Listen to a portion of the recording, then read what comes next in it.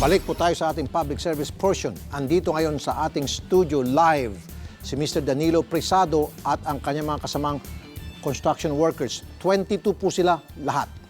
Ang kanilang reklamo, sobrang baba ng pasahod at kawalan ng benepisyo ng ilan sa kanila. At ang kanilang kumpanya, hindi sila pinapansin. Kaya sila po napunta na rito para ihay ng kanilang reklamo. Magandang tanghali po sa inyo mga sir. Salamat po sa pagpunta. So kayo pong spokesperson, Sir Danilo. Sinabi niyo sa aming researcher, 360 per day ang pinakamababa. Opo. Ilan sa inyo? Marami ka. Tapos 482 pinakamataas.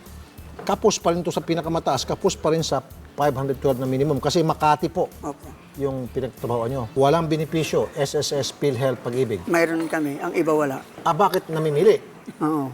So, bakit yung iba meron, bakit yung iba wala? Yun nga man, sir, kaya sinamahan ko sila sa pagreklamo kasi gano'n naman. Bihira lang, Ano po konti lang kami. katungkulan nyo? Kayo po ay foreman? Leadman lang po, sir.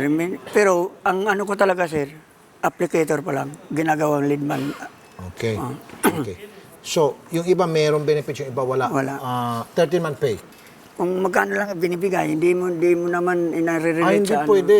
Yun May nga po. computation mo yan, may formula yan. Wala, hindi yung namin alam. isang buwan sweldo mo, Hindi ninyo, nila- hindi namin- pagdating ng bago o pagkatapos ng Pasko. Bago dumating ng Pasko. Ako O nga, sa sir, mismong araw ng Pasko. magna 9 year o 8 years na ako, ang pinakamalaki kong nakuha, 10. 10,000. Yung, Sa? Yung sa 13 month. Karamitan, 7,000, 8,000. Hindi magkapare-pareho? Hindi po. Malabo yun. Sige, nasa linyang telepono si Miss Sheila Oshoka, HR Head ng Concrete Solution Builders. Magandang tanghali po sa inyo, Ma'am Sheila. Magandang tanghali po, Sir Raffy. Okay, Ma'am Sheila, ang nandito sa amin ngayon is 22 lamang at meron pa raw pong mga hindi nakapunta, pero gusto nyo sana magreklamo. Anyway, Ma'am, sa Makati po sila nagtatrabaho sa site ninyo Yes, sa sir. Makati. Dahil Makati po is part of NCR, dapat po 512. Bakit po merong 360, may 482? Sir, actually po, inaayos pa po namin regarding dyan.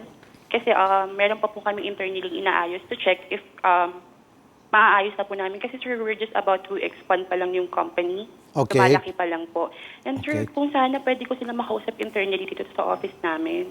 Kasi sir, bila sila nawala, at naghahanap ko nasan sila, not knowing na nag-report pala sila dyan sa office nyo. Opo, Ma'am. Ma'am, excuse me Sir Danilo, gusto mo kausapin? Opo. Sige, sir, Ma'am, kausapin ako kayo ni Sir Danilo, Ma'am. Okay po. Ano ma'am, ano yung sinasabi mong gusto mo kami makausap dyan?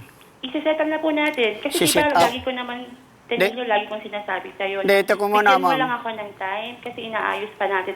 Alam mong bago pa lang ako dito.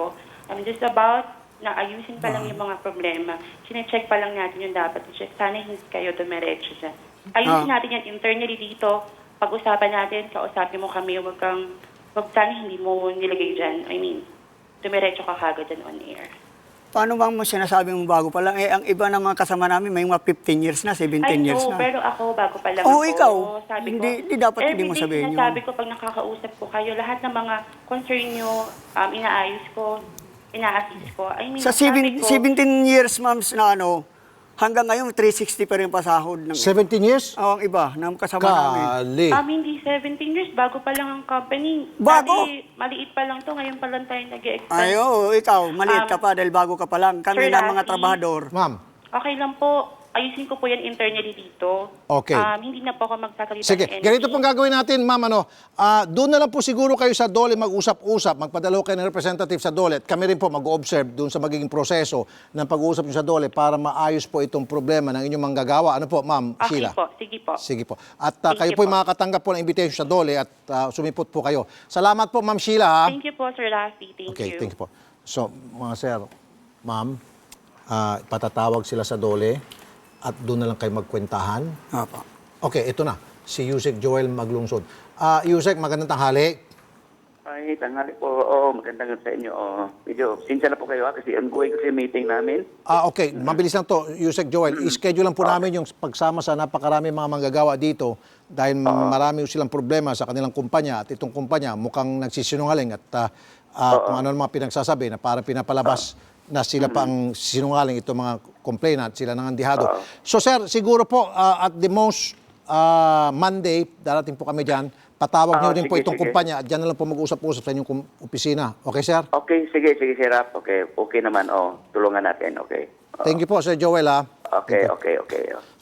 Okay, kay Yusek Joel maglunsod dun sa kanyang tanggapan. Mas maganda neutral. Doon kayo mag-uusap-usap. Ikwenta nyo na po, bilangin nyo yung magkano yung utang ng kumpanya. Kasi, halimbawa, 360, dapat 512. Yung difference niyan, times 8 hours, times kung ilang taon, yung 13-month pay, yung benefits, kung kinakaltasan kayo, tapos hindi naman hinuhulog. Oh, yun. So lahat ho yan, kwentahin nyo yan para pagdating ho natin sa dole, lahat kayo mayroong papel na ipapakita sa dole and then yung dole, kukumprantahin po yung kumpanya. Okay? Okay. Sige. Monday po at the most. Subukan natin tomorrow. Pero kung wala hong fully book yung mga reporter namin tomorrow, Lunes po. Okay? Sige. Salamat po. Salamat po, pagpunta. sir. Yes, sir. Salamat. Opo, sir. Opo, sir.